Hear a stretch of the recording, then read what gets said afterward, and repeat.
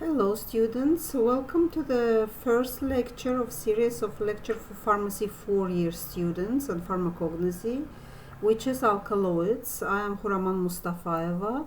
I'm assistant teacher of Pharmacognosy department of Azerbaijani Medical University. First of all, I would like to present you a plan of today's lecture.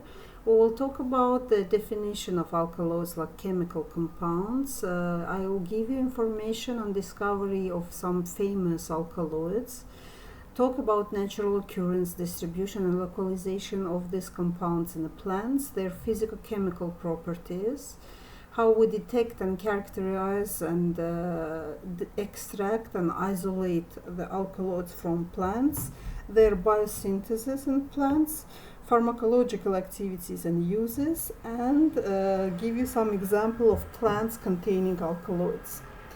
The number of products that have been described, their structural diversity, and the scope of the pharmacological activities make alkaloids one of the most important groups of natural occurring substances with therapeutic interest.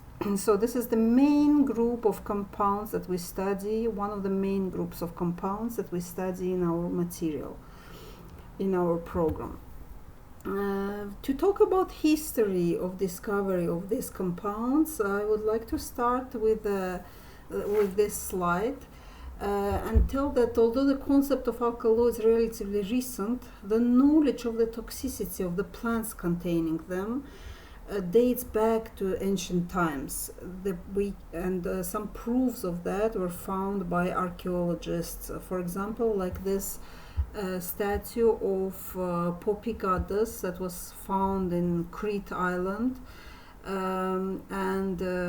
which dates to the 1400 BC, and you can see the poppy pods on her head.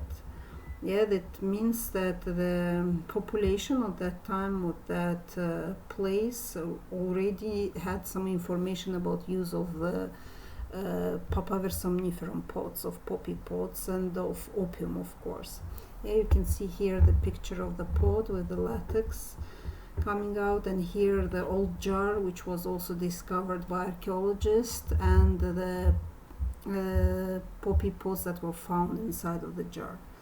Here is a picture of the Frederick Sertiner, who was the German scientist that isolated morphine from poppy and described the alkaline character of the morphine alkaloid, and called it 10 years later by the name of the Morpheus, Greek god of dreams. Other scientists that studied alkaloids between the 1817 and 1820 were two French pharmacists named Pelletier and Caventou, who discovered an impressive series of alkaloids like caffeine, emethine from ipecac, strychnine from Nux vomica, quinine and cinchonine from cinchona bark, and quinine, of course.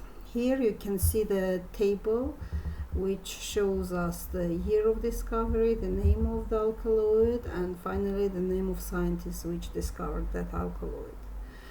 The term alkaloid was proposed by German scientist Walter Meissner.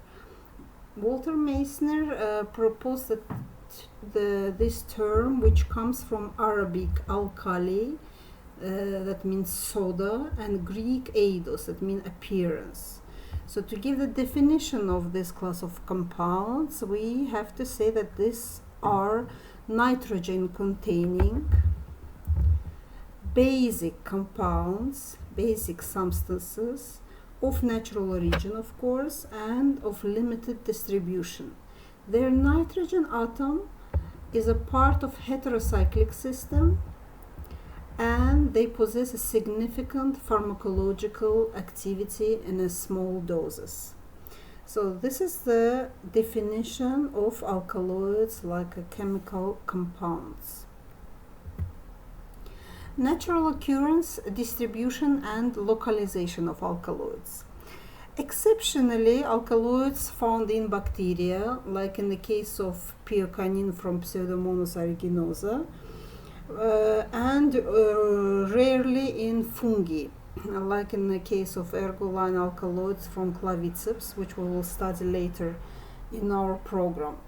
So alkaloids occur only exceptionally in in bacteria and fungi, but they also appear in some animals, like you can see in this slide. For a long time, alkaloids used to be considered like products of metabolism of plants only, but in fact they also occur in animals. In some animals, they occur because the plants containing alkaloids make part of the food of the animal, like in the case of beavers. The castoramine alkaloid was found in the beavers because they eat the lily pods that contain this alkaloid. But in the case of salamanders and toads, the alkaloids were found like the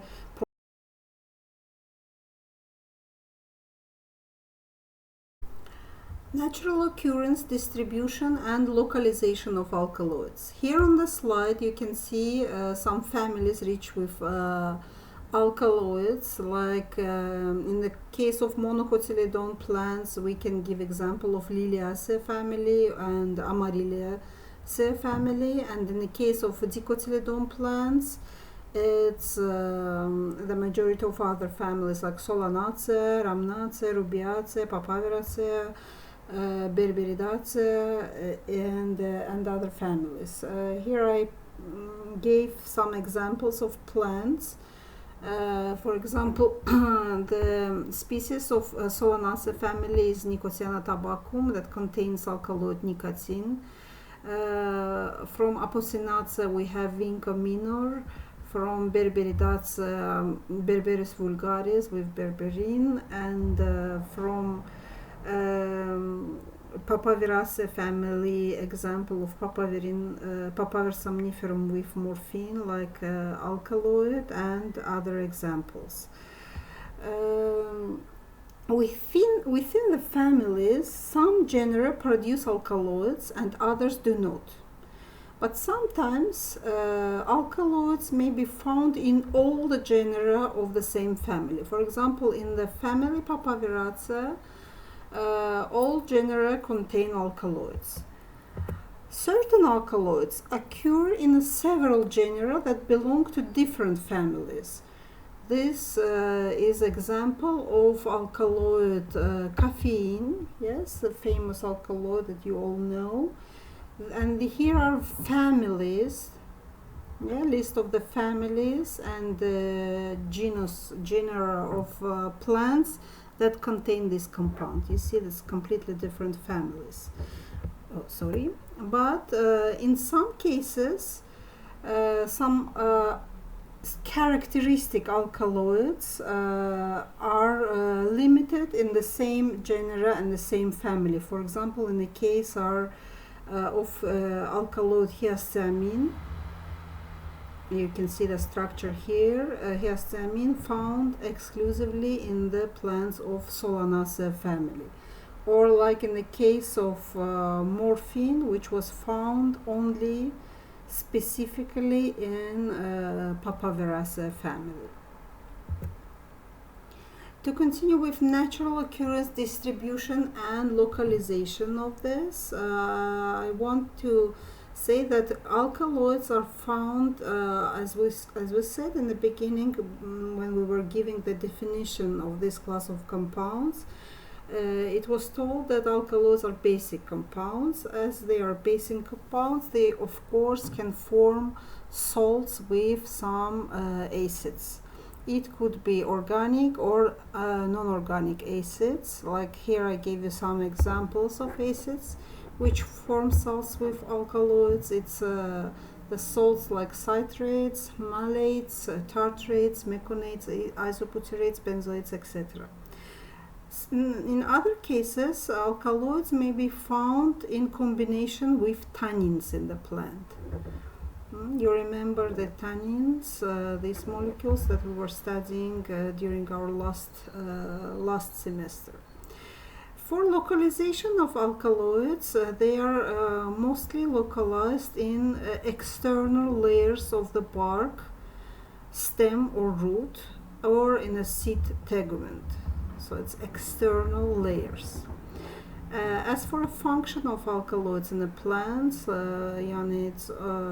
it's considered like alkaloids play a role in plant-predator relationships. In other words, alkaloids being toxic compounds, they protect plants from being eaten by the insects and the animals and other predators. Physical-chemical properties of alkaloids. We continue with physical-chemical properties. Alkaloids are compounds of low molecular weight. Here you have a table which will remind you how to calculate the molecular weight of the compound. Oxidized alkaloids are found in the crystalline form, in the form of crystalline solid compounds, and non-oxidized form of alkaloids, alkaloids that don't contain oxygen, are found in the form of liquids or are volatile compounds. Alkaloids are of course bitter tasting and generally uncolored compounds, except in the case of berberine alkaloid, which is yellow. Alkaloids, for solubility of alkaloids, we have to distinguish alkaloids like bases and alkaloids like salts. Yes, as we said before, alkaloids may be found in a plant like bases, like free alkaloids. In this case, of course, they will not be soluble in water, and they will be soluble in organic solvents, especially chlorinated organic solvents, like, for example, chloroform or dichloromethan.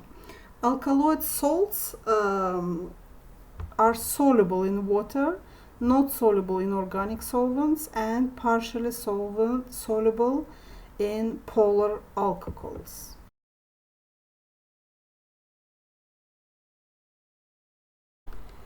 Here is a slide that presents the extraction of alkaloids from plant materials. So, first of all, what I wanted to say that the extraction of alkaloids is based in a general rule on the fact that they normally occur in the plants as salts and on their basicity. In other words, on different solubility of the bases and salts in water and organic solvents. So if we take a plant that we consider that plant contains alkaloids in the form of salts and bases, what we'll do, here we have a plant material, yes, that is powder dried and powdered plant material, which we mix with organic solvents, not miscible with water, like it can be chloroform, benzol, Əczaçılıq, etc. And we add some base. Okay, by adding base, the alkaloids that were found in the form of salts, they become bases. Okay, then we extract it with organic solution and we obtain our organic extract. To this organic extract we add some diluted acid and we obtain the extracted solvent neutral alkaloids and acidic aqueous solution with alkaloid salts, which we again extract with organic solvent non-miscible in water, and after evaporation we obtain our total alkaloids. After being extracted and isolated from plant material, alkaloids need to be detected and identified. So we need to perform the qualitative analysis of alkaloids, which is performed by a series of precipitation reactions. Alkaloids give precipitations with metals like tungsten, bismuth, mercury, and others. So here you have a table that shows the name of the reagent, the composition of the reagent, and the result of the reaction, like the color of the precipitate that is obtained with this solvent, with this reagent. Here you have examples of Mayer, Buschardt, and Dragendorf reactions results.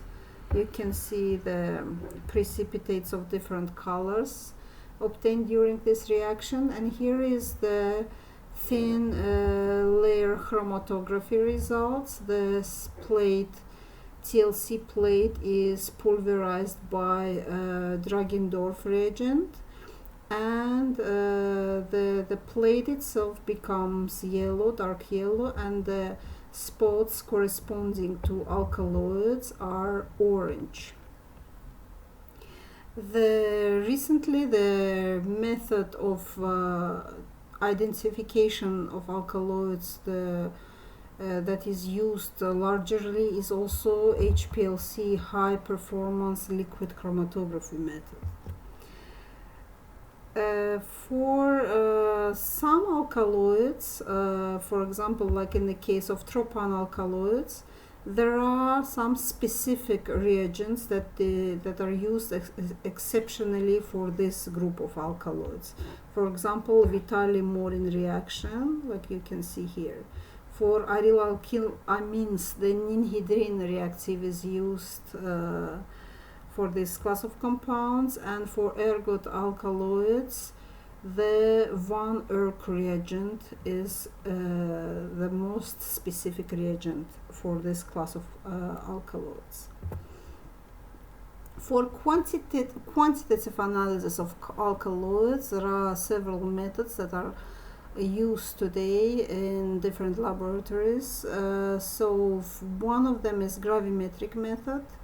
Gravimetric analysis. This is a quantitative method of determining the amount of substance by precipitation. So you can see the explanation of the method here. Another method is spectrophotometric analysis that use the light to measure the concentration of the compound in the extract. And most largely used method is, of course, high performance liquid chromatography, which is used in most laboratories, as well as for quantitation of alkaloids, for qualitative and quantitative analysis of these compounds.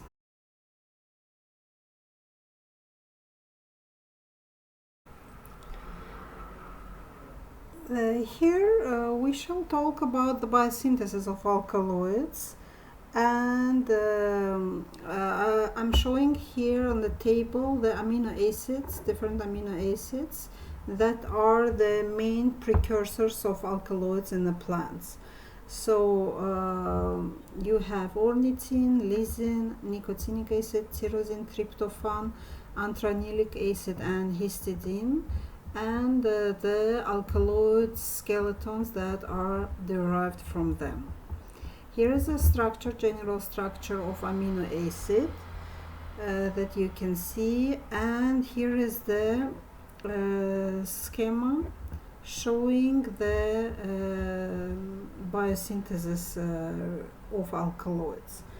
So the formation of the heterocyclic system generally proceeds through the simple intramolecular mechanism, formation of a chief base, and or in many cases manic condensation. The formation of alkaloid may require the involvement of only one molecule of amino acid, like in the case of alkaloid hygrine, or two molecules of the same amino acid, like in the case of quinolizidine alkaloids, I'm sorry, or two molecules of different amino acids, like in the case of tubulazine, but it's in rare cases. Here you have the reaction of decarboxylation, so our amino acid losing the carboxy group and becoming an amine, and then the chief base formation and then formation of the alkaloid, and also the reaction of transamination. It means that the amino group in the molecule of acid can change its place. Okay, so here you have some examples of formation of alkaloids from amino acids, like in the case of lysine, tryptophan, yes, formation of tryptamine, and vinca alkaloids like vincamin. In the case of ornithine and phenylalanine and lysine, as I said. So here is the slide that's showing the classification, the division of alkaloids to the three groups. We distinguish true alkaloids, proto-alkaloids, and pseudo-alkaloids. True alkaloids, like alkaloids as we gave a definition in the beginning of the presentation, have heterocyclic ring with nitrogen inside of the ring and derived from amino acids, as we said in the slide above. Proto-alkaloids, they also derived from amino acids, but they do not contain heterocyclic nitrogen. So the nitrogen is not inside of the heterocyclic ring in proto-alkaloids. They are in outside of the heterocycle. As for pseudo-alkaloids, this group of compounds also considered alkaloids, but not true alkaloids, pseudo-alkaloids, because they are not derived from amino acids as true and proto-alkaloids, but they contain the heterocyclic nitrogen inside of the heterocyclic ring, like in the case of true alkaloids. So this is what you have to remember. This is the first division of alkaloids into three groups of true, proto, and pseudo alkaloids.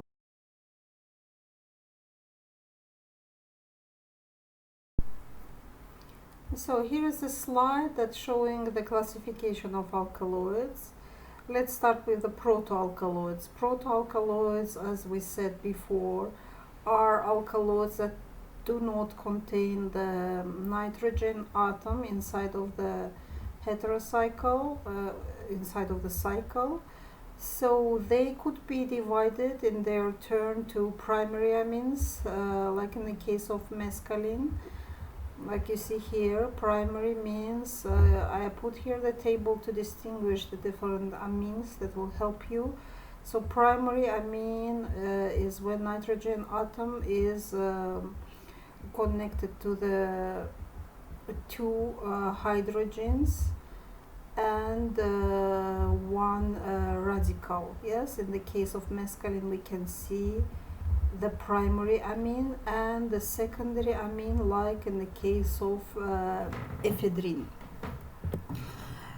So to continue with true alkaloids, here I will present you different alkaloids that derived from different heterocycles. So I will show on the slide the cycle itself and the alkaloids corresponding to the group.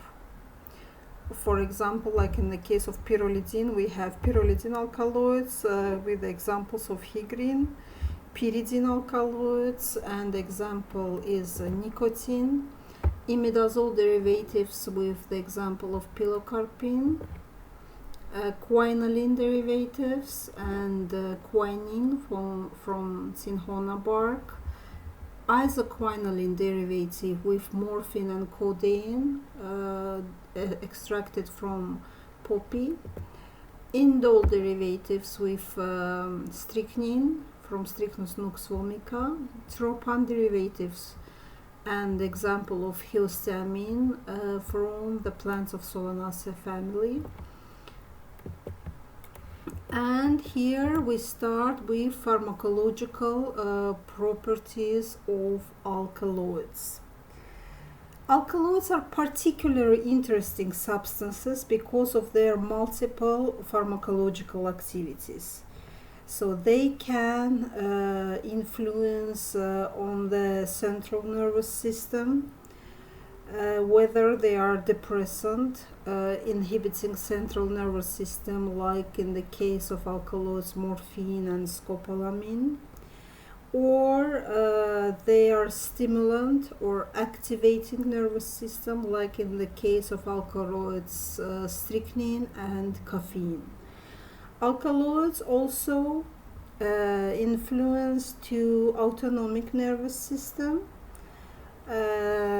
Here I want to show you the schema that divides the nervous system into central nervous system with the brain and spinal cord, and peripheral nervous system, which in its turn divided to somatic and autonomic nervous system. Autonomic nervous system has two divisions, sympathetic and parasympathetic division. So sympathetic division is responsible for the conditions like fight or flight, and parasympathetic division is responsible for rest and digest conditions. Here we have the anatomical location of the parasympathetic and sympathetic nervous system. So for peripheral or autonomous nervous system, for sympathomimetics, we can give the example of ephedrine. For sympatholytics, yohimbine and certain ergot alkaloids like ergotamine, for example. Parasympathomimetics like pilocarpine, eserine and galantamine. Anticholinergic cholinergic alkaloids like atropine and histamine, and ganglioplegics like spartein and nicotine. In addition, alkaloids include curare, local anesthetic, agents to treat fibrillation, anti-tumor agents, antimalarials, antibacterials, and amebicid alkaloids. These various activities lead to the extensive use of alkaloids containing drugs. Although some are only used as galenics, like belladonna, henbane, and datura, many others are only used as starting materials for industrial extraction.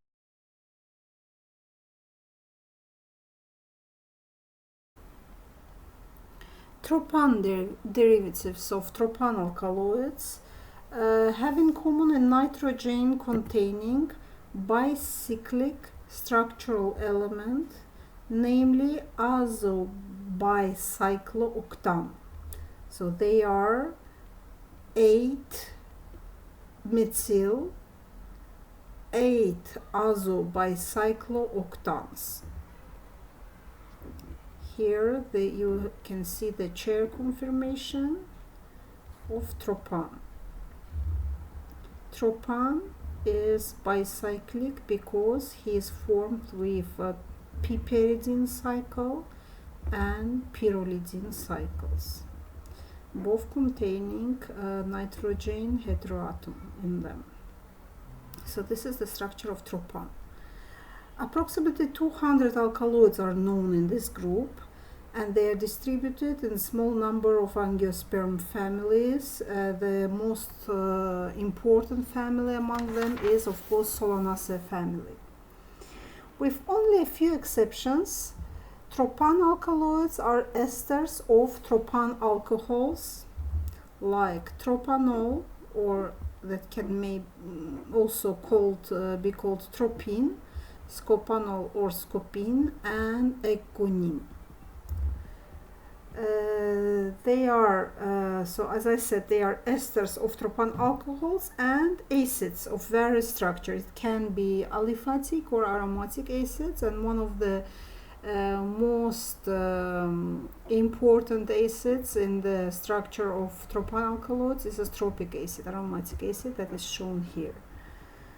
These alcohols fall into two series depending on the orientation of the hydroxyl group at C3.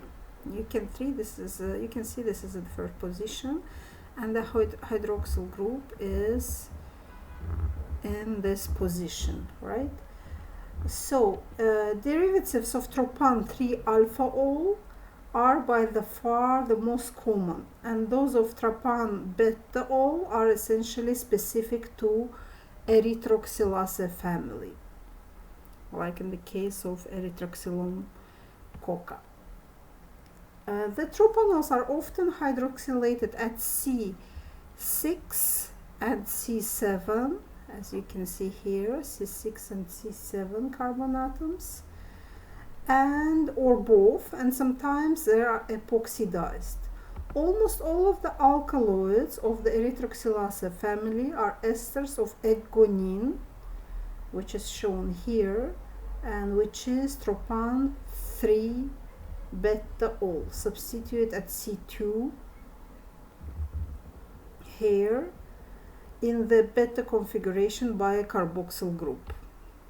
The acids may be aliphatic or aromatic, as I already said. In the later cases, the acid may be specific, like tropic acid, or maybe more widely distributed in the plant kingdom, like benzoic, phenylacetic, cinnamic, and other acids. The acids are rarely heterocyclic. The most representative structures are shown in the slide here, like histamine and scopolamine.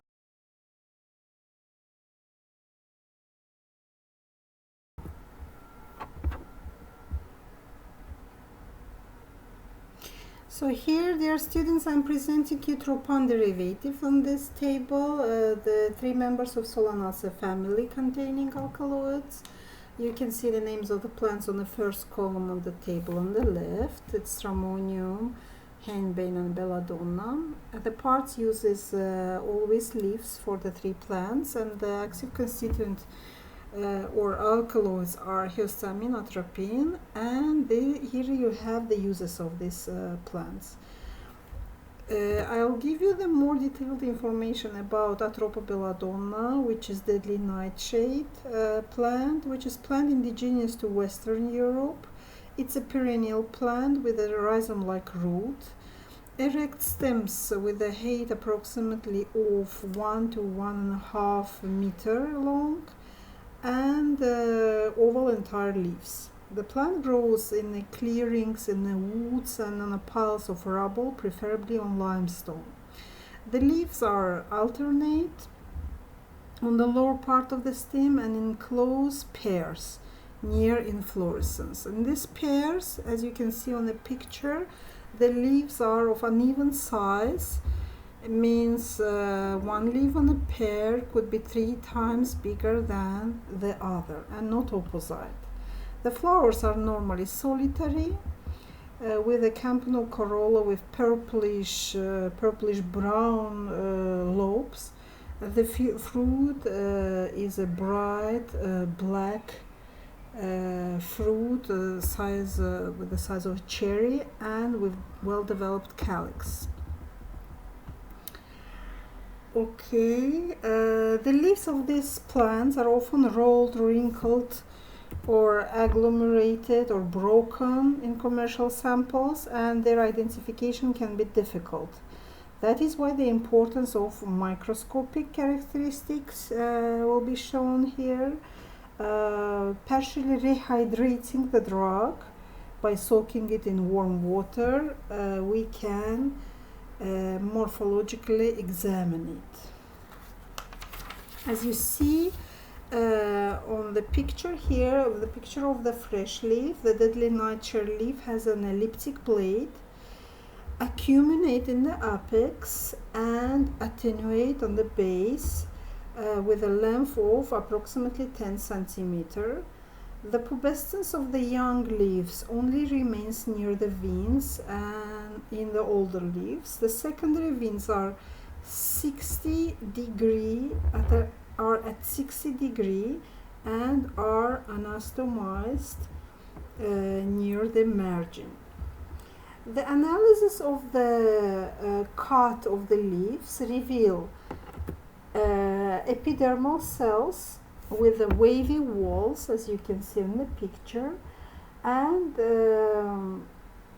with a striated cuticle. By examining the nature and localization of oxalate calcium, we can also distinguish these leaves. You can see the cells with the calcium oxalate crystals over here, and also a final distinguishing element is also of the powder of the leaf is also trichomes. We can see multicellular over here and over here, all of those multicellular trichomes with a rare covering trichomes, with a conical covering trichomes, often broken and with the verrucous wall. Very numerous glandular trichomes of several types, often fragmented, and numerous coverall trichomes. As for chemical composition of the plant, the concentration of total alkaloids in the leaves of deadly nightshade ranges from 0.3 to 0.6%.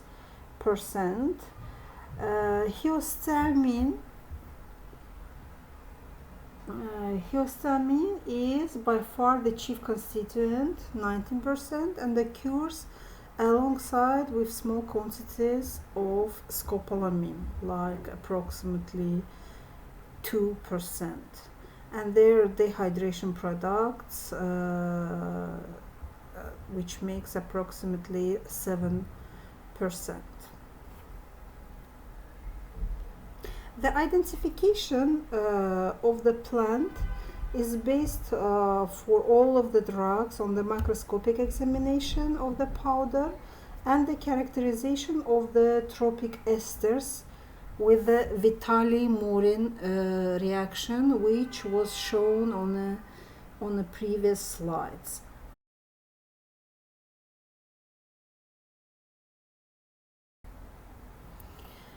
Here on this slide I would like to talk about pharmacological activity of the tropan alkaloids, especially atropine. Actually, atropine and histamine have the same activity. They are parasympatholytics. Histamine has a stronger activity than racemic atropine, but it is a latter atropine that is commonly prepared and used. Atropine is an inhibitor of the muscarinic receptors. Of the peripheral organs innervated by parasympathetic postganglionic fibers and of central nervous system. It acts by competitive and reversible inhibition of acetylcholine, binding onto its receptors over here, as you can see on the picture. And this antagonism leads on the organs in question to sympathomimetic-like effects. What is sympathomimetic effects? In the heart and after temporary bradycardia, atropine increases the heart rate by suppressing vagal inhibition. In the blood vessels, the effect on blood pressure are not marked, but with toxic doses, vasodilation of cutaneous capillaries is observed. In the smooth fibers, atropine induces relaxation and motor inhibition. It decreases intestinal tone, as well as the amplitude of frequency of peristaltic contractions. Paralyzes the ureters and increases the bladder pressure. Decreases biliary duct tone and blocks the bronchoconstricting effect of acetylcholine. Secretions are affected. Salivary, sweat, gastric, pancreatic, bronchial, and other secretions are all decreased. In the eyes, the alkaloid induces a passive mydriasis by paralyzing of the sphincter pupilla.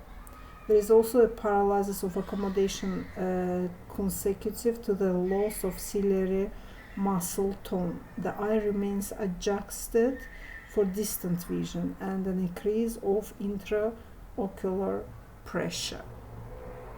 In addition to these effects on the autonomic nervous system, atropine has effects resulting from its interaction with central muscarinic receptors.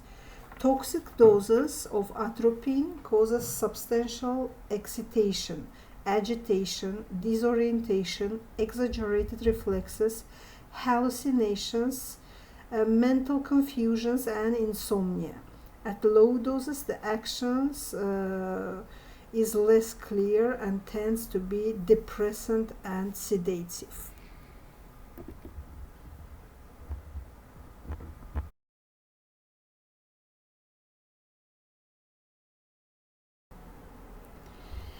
Here, dear students, I will give you the information about other group of alkaloids, which is indole derivatives. These compounds are derived from amino acid tryptophan and have an indole ring in their structure. The plants containing indole alkaloids are Passiflora incarnata, Strychnos nux vomica, Rauwolfia serpentina, Vinca minor, and also ergot contains them. Here are the list of alkaloids with the indole structure. Okay, indole alkaloids. Here is one of the plants which I want to give you more detailed information. Others will be covered during your practical lessons during this semester. So this is official passion flower, which grows in Central and South America. It is creeping plants with alternate leaves, as you can see on the picture, with serrate margin and long petioles. Axillary tendrils over here. Axillary tendrils allow the plant to climb onto supports. The large solitary flowers with a size of 5 to 9 centimeters in diameter are characterized with five thick sepals and 5 white petals. A double crown is petaloid appendices and stamens with orangey anthers over here, and a uniocular ovary with 3 stigmas, as you can see on the picture. The drug includes fragments of lignified hollow grayish stem with slender and smooth tendrils. The leaf has a long petiole and is deeply divided into 3 lobes, with the middle one being most developed. Chemical composition of Passiflora drug, next to phenolic acids, coumarins, phytosterols, essential oils, and cyanogenic glycosides, the drug contains also alkaloids, as you can see on the picture here. All of the studies except 2 characterize only Harman and only in very low concentrations. In fact, the most recent work showed that hormone was not detectable in the majority of commercial specimens. In one sample, its concentration was 0.1 ppm, far from published earlier. The drug can contain up to 2.5% flavonoids. The major ones are flavone D-glycosides like shaftosine, vitexin, isovitoxin, and others.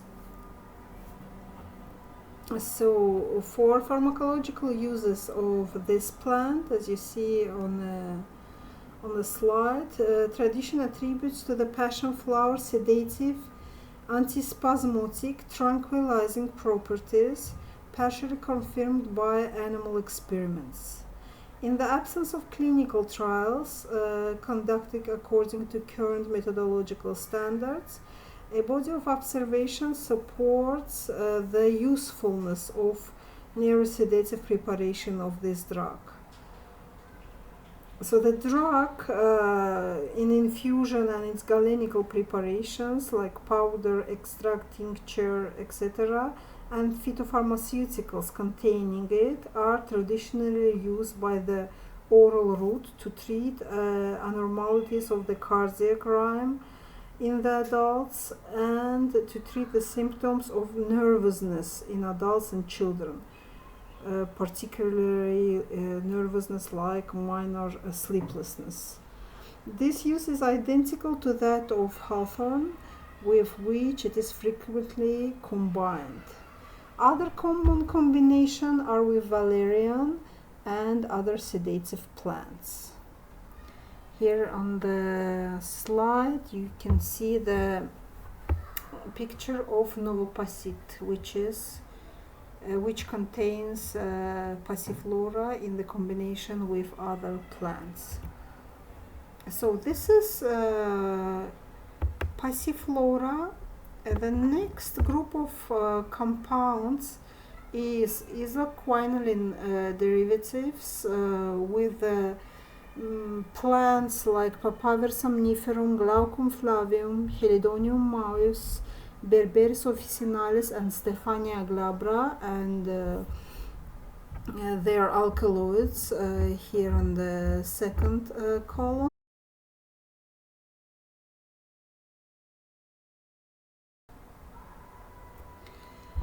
Here, my dear students, I would like to give you a little bit more details about Papaver somniferum plant, which we talked a little bit about in the beginning of our lecture.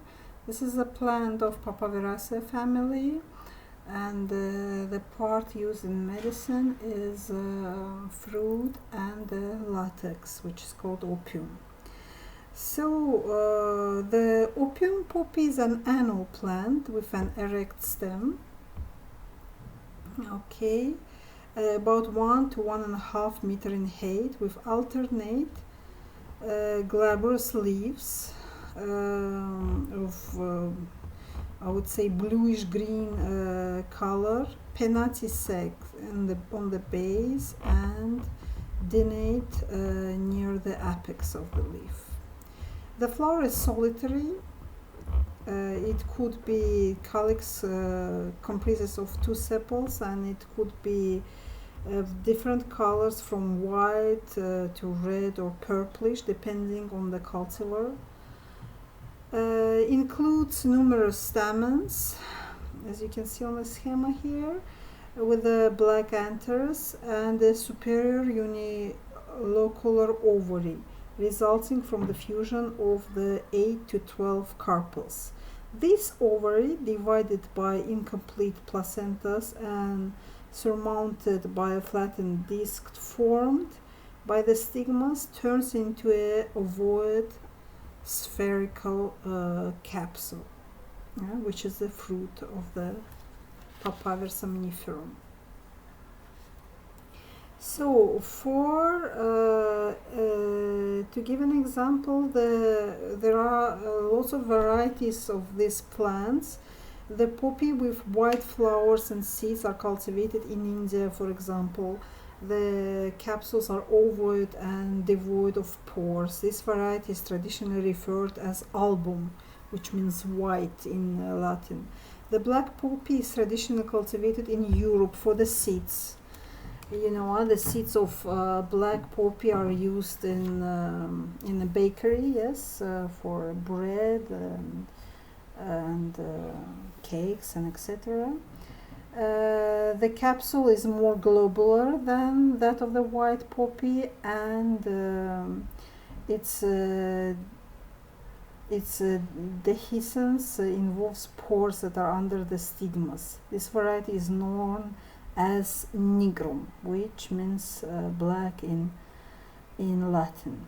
The Asia Minor poppy has purple flowers and a wide globular capsule. The seeds are purplish black.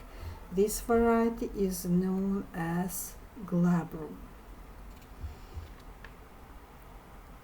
Here you have the slide that shows a little bit everything about this plant. So you can see the variation of the leaves over here. Oh, sorry.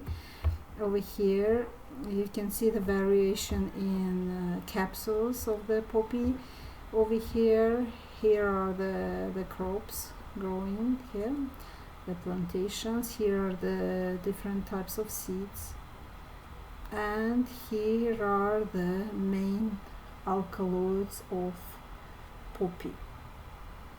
As for a drug, we have different types of drugs, like fruits and opium, the latex of the plant.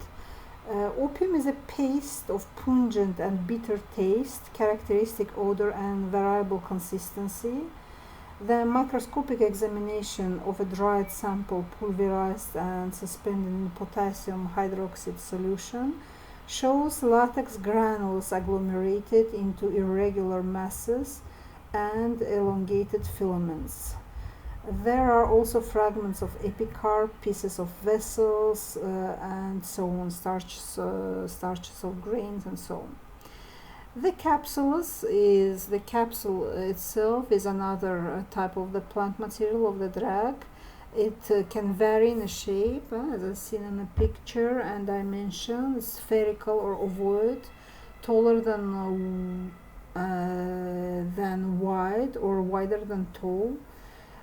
Under the microscope, we can note the presence in the phloem of valvar lignified phloem and multiple lacciferous ducts anastomized into bundles.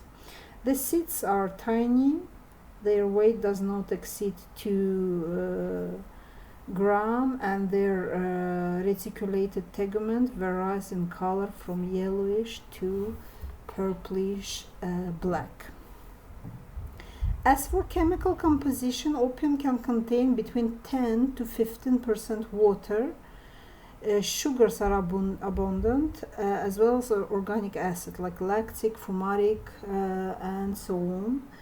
The latter, the meconic acid, decarboxylic pyrrole, only occurs in limited number of poppies. The active principles are represented by alkaloids, of course, in the amount of 10 to 20%.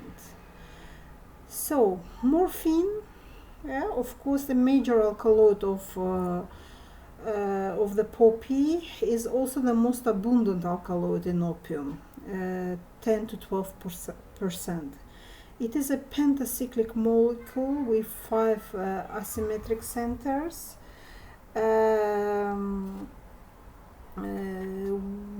This plant also contains other types of alkaloids, which are also used in medicine. One of them is codeine, which you see on the picture, and which is also important and for their pharmacological use. And as for pharmacological use of poppy alkaloids, Morphine exerts its effects by binding stereospecifically reversibly and when a very high affinity to the specific receptors found mainly in the various levels of central nervous system. These effects are classically considered to include central and peripheral activities. So, analgesic effect is one of them. Morphine induces a selective analgesia. It markedly depresses nociceptive perception and raises the threshold of pain perception. The mind-altering activity of the alkaloid also contributes to analgesic activity. It induces in the patient a certain indifference towards the pain. The psychomotor activities of morphine vary depending on the animal species, and in humans they depend on pre-existing pain.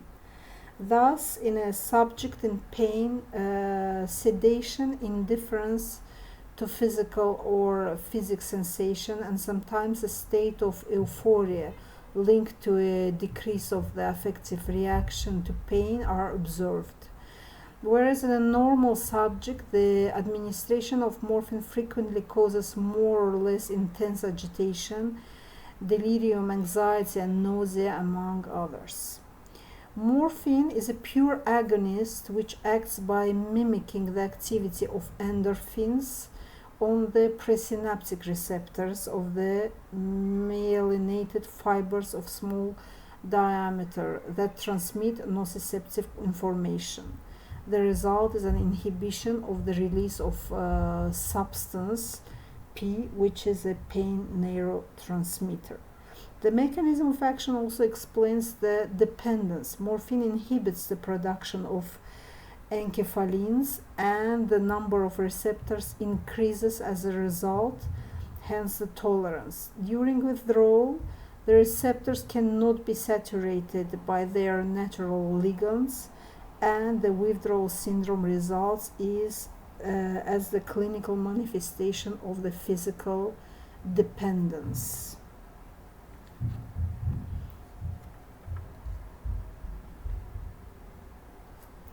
Codeine has an antitussive activity demonstrated in healthy subjects by using cough-inducing aerosols. This activity is accompanied by a slight depression of the receptor centers, a slight bronchoconstriction due to direct effect of smooth muscles,